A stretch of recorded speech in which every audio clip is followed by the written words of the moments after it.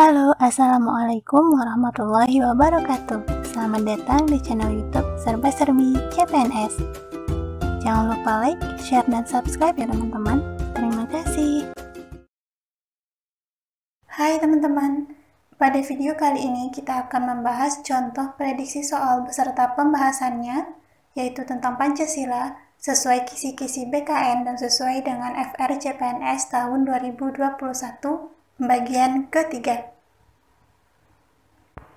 Soal pertama yang masuk ke dalam anggota 9 adalah A. Ki Bagus Hadikusumo, B. Mr. Muhammad Yamin, C. Sutarjo Karto Hadikusumo, D. Oto Iskandar Dinata, atau E. Rajiman Widyo Diningrat. Nah, teman-teman, di antara option-option tersebut yang merupakan pelopor Pancasila yang juga masuk ke anggota 9 adalah Mr. Muhammad Yamin.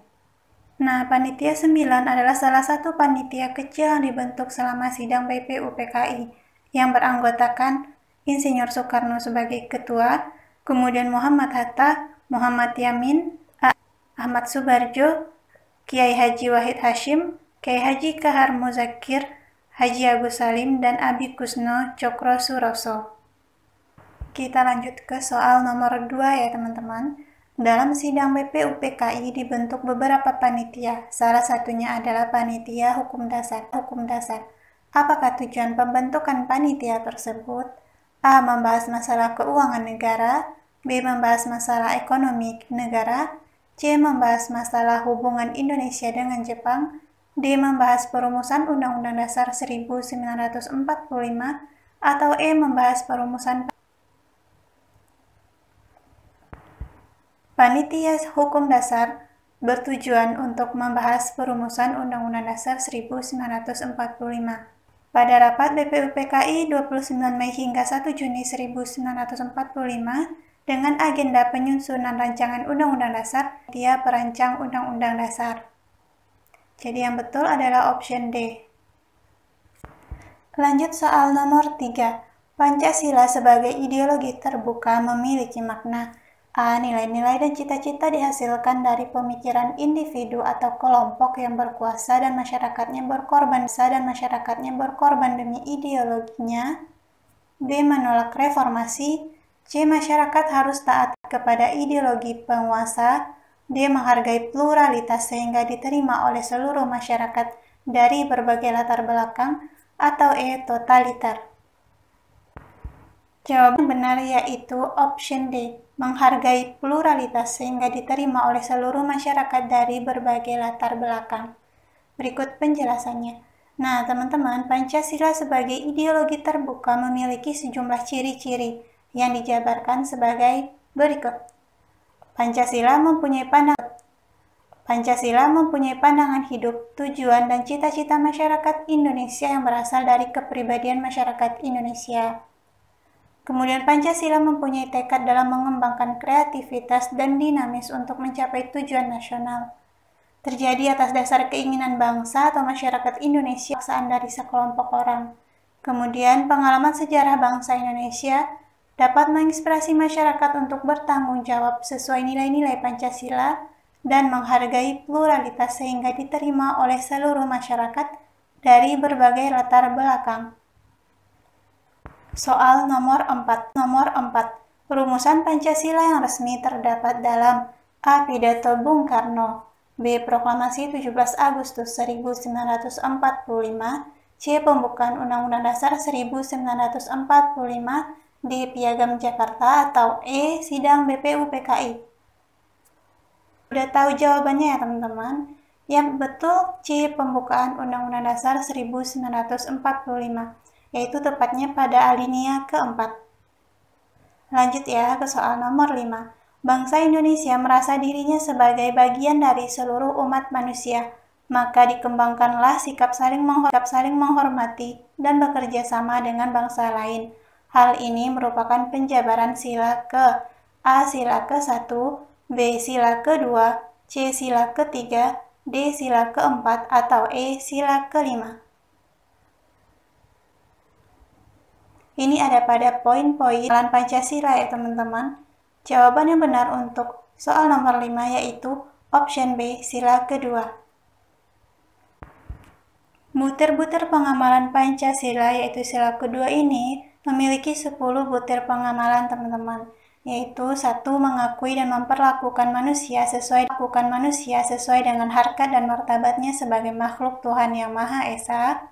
2. Mengakui persamaan derajat, persamaan hak, dan kewajiban asasi setiap manusia tanpa membeda-bedakan suku, keturunan, agama, kepercayaan, jenis kelamin, kedudukan sosial, warna kulit, dan sebagainya. 3. Mengembangkan sikap saling mencintai sesama manusia. 4. Mengembangkan sikap saling tenggang rasa dan tepa selera. 5. Mengembangkan sikap tidak semena-mena terhadap orang lain. 6. Menjunjung tinggi nilai-nilai kemanusiaan.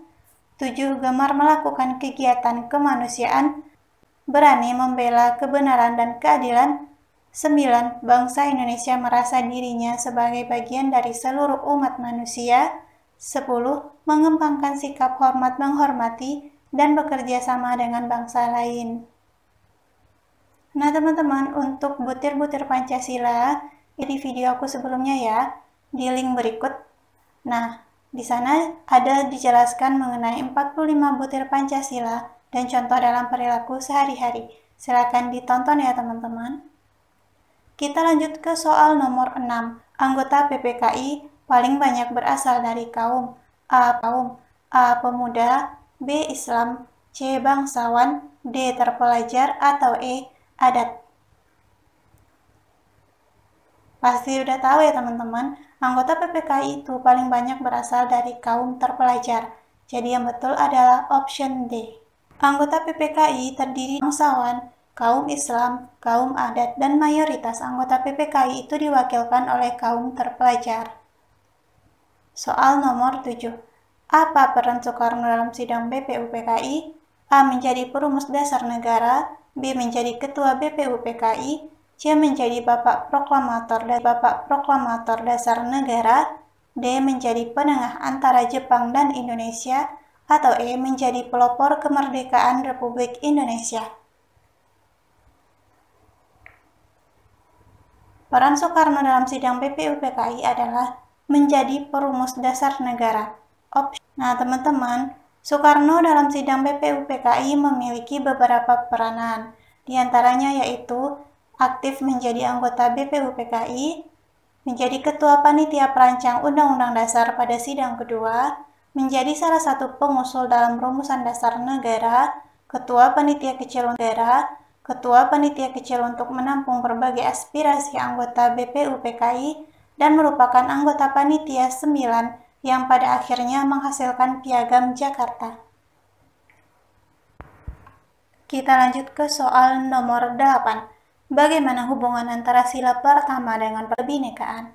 A. Agama menjadi dasar negara dan pandangan hidup bangsa Indonesia namun tetap mengedepankan toleransi. B. Indonesia bukan negara sekuler namun negara yang hadir untuk menjamin kebebasan beragama dan berkeyakinan bagi setiap warga negara. C. Manusia yang beragama akan beradab dan menginginkan kedamaian dan persatuan. D. Indonesia adalah negara agama dan semua orang wajib menjunjung tinggi agamanya. Atau E. Indonesia terdiri dari beragam agama dan budaya, semua disatukan oleh agama. Jawaban yang benar untuk soal nomor 8 adalah B. Sekuler namun negara yang hadir untuk menjamin kebebasan beragama dan berkeyakinan bagi setiap warga negara. Nah teman-teman, sila pertama yaitu ketuhanan yang Maha Esa, menegaskan bahwa negara ini bukan negara sekuler, namun hadir untuk menjamin kebebasan beragama dan berkeyakinan bagi setiap warga, yang juga ditegaskan pada pasal 29 Undang-Undang Dasar 1945. Kita lanjut ke soal nomor 9. Kausa materialis Pancasila adalah A. Teks proklamasi, B. Bangsa Indonesia, C. Burung Garuda Pancasila, D. Sidang BP, atau E. Piagam Jakarta. Jawaban untuk soal nomor 9 adalah B. Bangsa Indonesia. Nah, teman-teman, asal mula Pancasila menurut Profesor Noto Negoro yaitu terdiri dari satu kausa materialis. Pancasila yang sekarang menjadi ideologi negara bersumber pada bangsa Indonesia. Artinya bangsa Indonesia sebagai kausa materialis. Nah, ini yang ada di soal ya teman-teman. Kemudian kedua, kausa formalis atau asal mula bentuk. Pancasila sebagai ideologi negara merujuk kepada bagaimana proses Pancasila itu dirumuskan menjadi Pancasila yang terkandung dalam Undang-Undang Dasar 1945. Artinya, pidato Soekarno sebagai kausa formalis. Kausa efisien atau asal mula. Yang ketiga, kausa efisien atau asal mula. Yang ketiga, kausa efisien atau asal mula karya, yang menjadikan Pancasila dari calon ideologi negara menjadi ideologi negara yang sah. PPKI melalui sidang BPUPKI menjadi kausa efisien pembentuk Pancasila. Keempat, kausa finalis atau asal mula tujuan. Maksudnya, mewujudkan Pancasila sebagai ideologi negara yang sah adalah para anggota BPUPKI dan Panitia 9. Para anggota dari badan itulah yang menentukan tujuan dirumuskannya Pancasila sebagai ideologi negara yang sah. Soal terakhir, menyebarkan berita hoaks bertentangan dengan wujud Pancasila sebagai A. Filsafat negara, B. Pandangan hidup, C. Kepribadian bangsa, D. Pedoman hidup, atau E. Cita-cita bangsa. Jawabannya yaitu B. Pandangan hidup. Nah, teman-teman, ini tidak lepas dari peran Pancasila dalam kehidupan berbangsa dan bernegara, di mana Pancasila itu memiliki satu sebagai dasar negara atau falsafah negara, sebagai dasar dalam mengatur pemerintah negara dan penyelenggaraan negara. Kemudian kepribadian bangsa, sikap mental dan tingkah laku bangsa Indonesia mempunyai ciri khas, sehingga beda dengan bangsa lain. Kemudian Pancasila sebagai pandangan hidup atau way of life, yaitu menjadi petunjuk arah seluruh kegiatan kehidupan dalam berbagai bidang kehidupan guna mengatur kehidupan berbangsa dan bernegara. Kemudian peranan Pancasila keempat, yaitu sebagai cita-cita dan tujuan bangsa Indonesia. Nah, maksudnya, cita-cita dan tujuan yang hendak dicapai bangsa Indonesia yaitu jiwa Pancasila. Yang kelima, sebagai perjanjian luhur bangsa Indonesia, yang artinya kesepakatan dan perjanjian serta konsensus bangsa Indonesia sebagai dasar negara. Yang keenam, Pancasila sebagai ideologi negara, yang maksudnya adalah gagasan fundamental mengenai bagaimana hidup bernegara milik seluruh bangsa Indonesia, bukan ideologi milik negara atau rezim tertentu.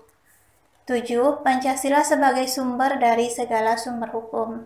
Jadi hukum-hukum yang dibentuk itu harus bersumber dari Pancasila. Kemudian peranan Pancasila sebagai jiwa bangsa Indonesia, yaitu lahirnya Pancasila bersamaan dengan adanya bangsa Indonesia. Nah, menyebarkan berita hoax itu bertentangan dengan pandangan hidup atau way of life. Baiklah teman-teman, demikian video kali ini. Semoga dapat membantu menambah referensi teman-teman dalam persiapan tes CPNS tahun 2021.